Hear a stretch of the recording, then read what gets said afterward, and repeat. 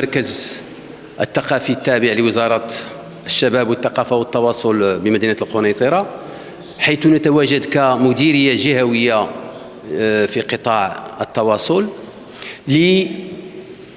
لتدشين هذا المعرض الذي ينظم تحت اسم الأمازيغية، مكون رئيسي للهوية المغربية.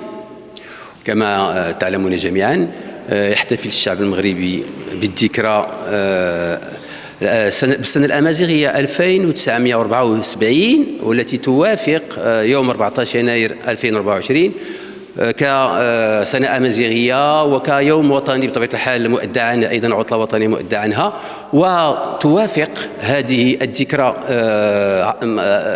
تنظيم هذا المعرض الذي يحتفي بالثقافة الأمازيغية.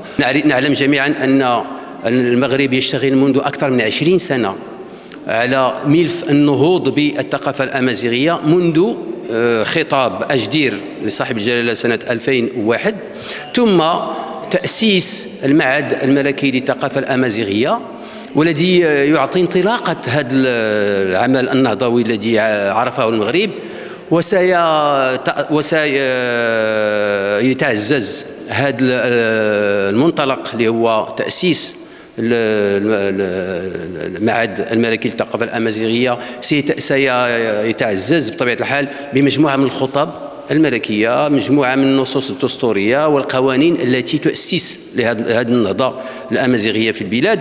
بطبيعة الحال تعلمون جميعا أن مجموعة من القوانين صدرت، ومجموعة من مبادرات تمت في هذا الإطار لجعل بطبيعة الحال الأمازيغية لغة وطنية رسمية كاللغة العربية.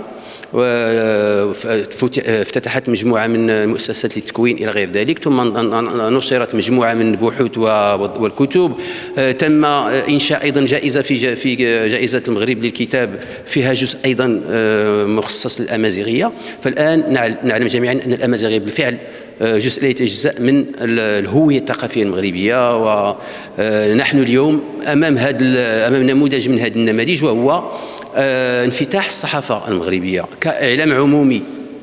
نعلم جميعا أن هناك قناة مغربية مخصصة، نعلم جميعا أن هناك صحافة ورقية أيضا بالإضافة إلى الكتب التي تنشر بالأمازيغية. هناك صحافة ورقية أيضا مخصصة للرفع والنهوض بالأمازيغية عبر امتداد التراب الوطني. ثم بطبيعة الحال لابد أيضا من التنويه بكل الجهود التي يقوم بها القطاع الخاص والعام والباحثين، التي تنضاف إلى ما تقوم به المؤسسة الملكية، ما تقوم به الحكومة، ما يقوم به كل القطاعات العاملة في هذا الإطار.